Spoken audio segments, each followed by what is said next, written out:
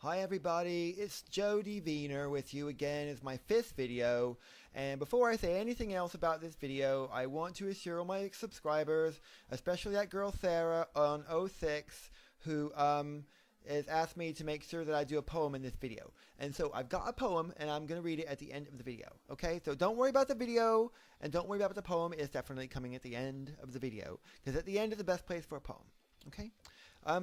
Anyway, I was looking around YouTube because now that I'm an atheist, I wanted to find out what other atheists are saying so that I could change it around and make it look like it was my own opinion. And I found this guy who's definitely an atheist because he's got atheist in his title. And his name is The Atheist Antidote. And I went to the dictionary and looked up antidote, and antidote says it's a cure for a poison. So I tried to figure out what that meant for atheism. And anyway, the Atheist Antidote is a really brilliant man, okay? Because here's what he does. He's an atheist, yeah, but what he does is he pretends to be a Christian, and he tries his very best to make Christians look ridiculous, and therefore convert them to atheism. So that's why he's the Atheist Antidote, because he's like the antidote to religion for atheists. So that's pretty cool. But he did make a video the other day that I took a little bit of disagreement to. He was talking about how to be a man. And, well, you know, he has some funny ideas about being a man as far as I'm concerned. Because as far as I'm concerned, I mean, I'm sorry for being so blunt. But if you have a penis and you act yourself, you're being a man. I don't know what this guy's talking about. Check this guy out. We have lost the art of manhood, gentlemen. Sadly, we are saddling our sons and our grandsons with a bunch of metrosexual mayhem. So here is a veritable tour de force of testosterone to fight against the gush of sissy, sassy culture. I'm not a sissy. I just want you to like me. Is your metrosexual maligning manuscript. We gotta teach our boys 5 ways to purify water. We gotta teach them which survival knife is best. They should know how to survive if they get lost. They should know how to rescue a capsized boater. They should know how to fend off a bear, an alligator, a cougar. They should know how to spot a poisonous snake. They should know how to stop the bleeding if their arm happens to get cut off. They should know everything there is to know about guns. Anyway, so this guy wants to cure us atheists of the poison of religion. And so what's he talking about manhood for anyway? I don't understand.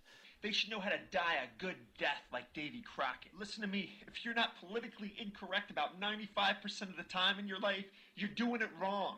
For the love of all that is good for our very survival, we need to bring back these classic traits, these manly traits of yesteryear.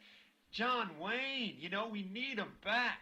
We need to teach our boys honor, old school gentlemanly conduct, stuff like self-confidence, precision, decision-making, wisdom, real knowledge, humility, bravery, sacrifice, how to fight. Listen, public schools, pop culture, the effeminate branches of evangelical church, these places have turned being a man in the classic sense of the word a bad thing. And they've turned us all into a bunch of dandy dipsticks, and they're wrong, and it has to change. I think my mom told me what manhood's all about. This guy doesn't seem to have a clue.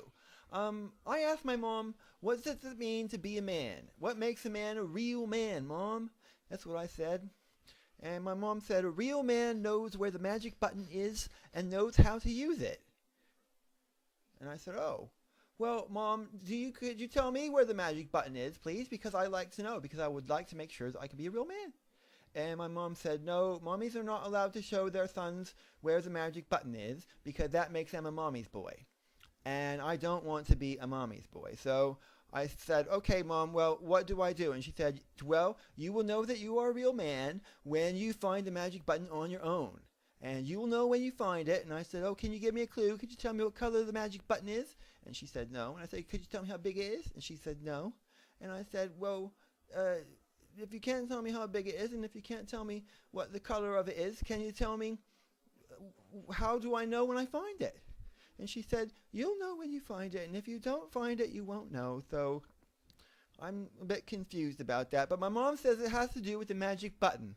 And a real man knows how to find the magic button. It hasn't got anything to do with guns or knives or how to fight or whatever that jackass was saying of the atheist antidote. So, I mean, he's doing a very good job at converting people to atheism, but I don't think he's a very good, he's got some very strange ideas about men and what men are supposed to be like.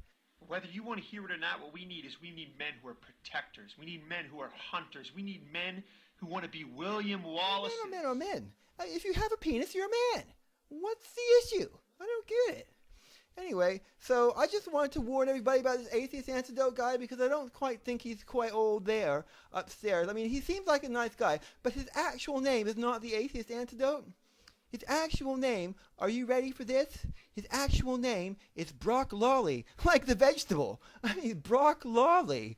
No wonder he's mad at his mom. No wonder he doesn't listen to his mom about what being a man is.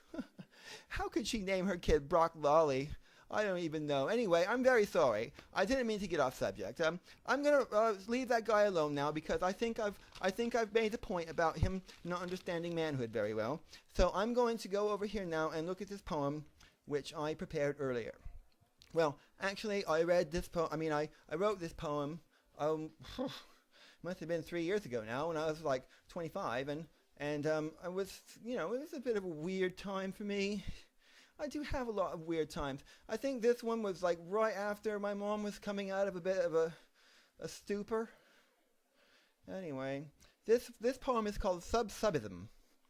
That's S-U-B-S-U-B-I-S-M. Subsubism. Of myself I give freely, without regret or resentment, yet I pay for it dearly, it brings some contentment.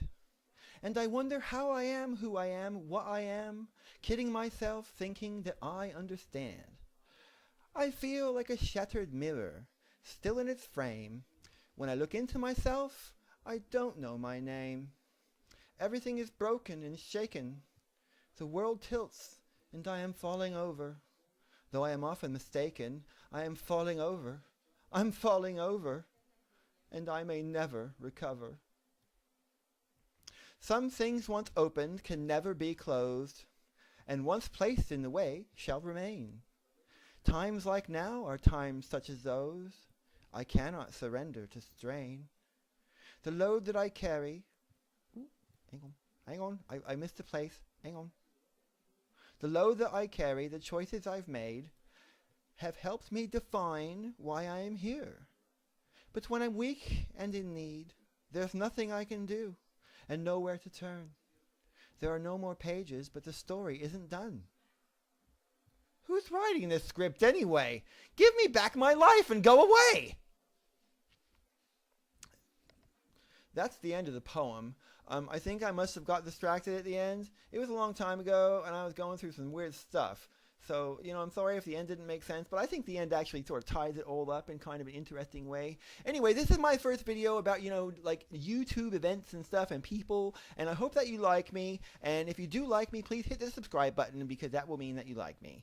And this is Jody Weiner saying thank you for watching. And that Brock Lollygaw, he always ends his video go by, take it to the bank. But I've got a better ending than that for this one. Shake it till you wank.